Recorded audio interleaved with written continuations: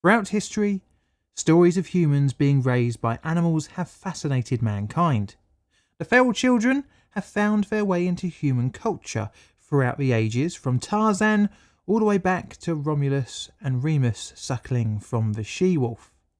Infants seemingly offer a blank slate upon which language, culture, nationality and morality are inscribed throughout their development. Because of this, child development is a miracle of learning, and as such, it has not only fascinated the likes of Rudyard Kipling, but also that of scientists. And one such scientist would devise an experiment, but instead of putting a child into the wild to be raised by animals, turn the tables and take one of our closest relatives of the animal kingdom and raise it as a human. Today we're looking at the ape and the child experiment. Welcome to the dark side of science.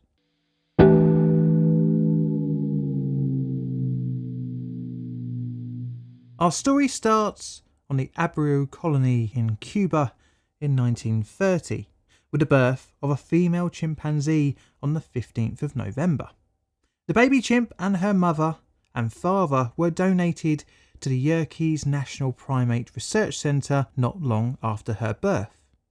The research centre was headed by eugenicist Robert Yerkes and was used for medical research into comparative psychology. The baby chimpanzee was given the name Gua, and in June 1931 she was forcibly removed from her mother's cage and was sent off to a new home at the age of 7.5 months for a comparative experiment.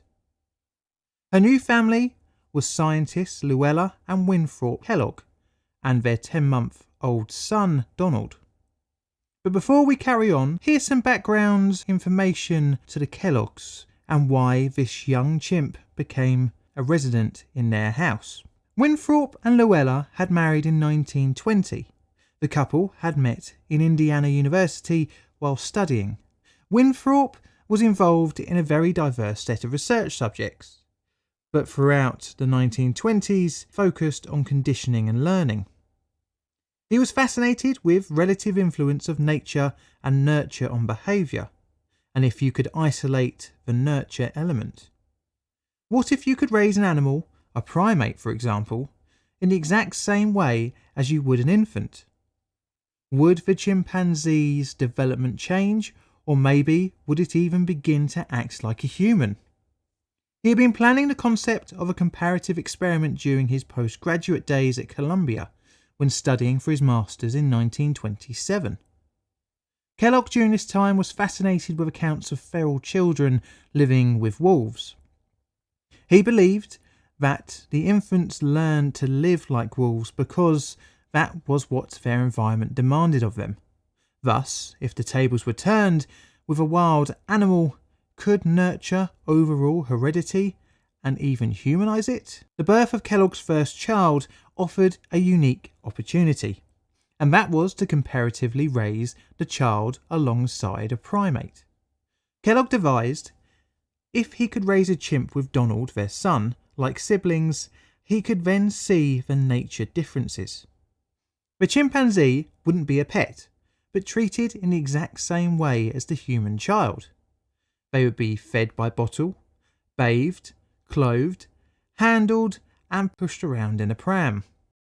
It would be induced to walk upright the same as a child, and would be corrected in its mistakes like a human as well. The chimpanzee would also be taught and encouraged to eat with a spoon and to play like a child with children's toys.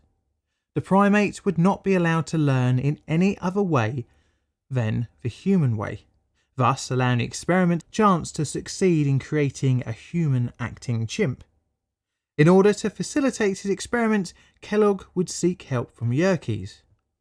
He received the Social Science Research Council Fellowship to work at the Yale Amphipod Station in Florida in order to prepare for his experiment in 1931.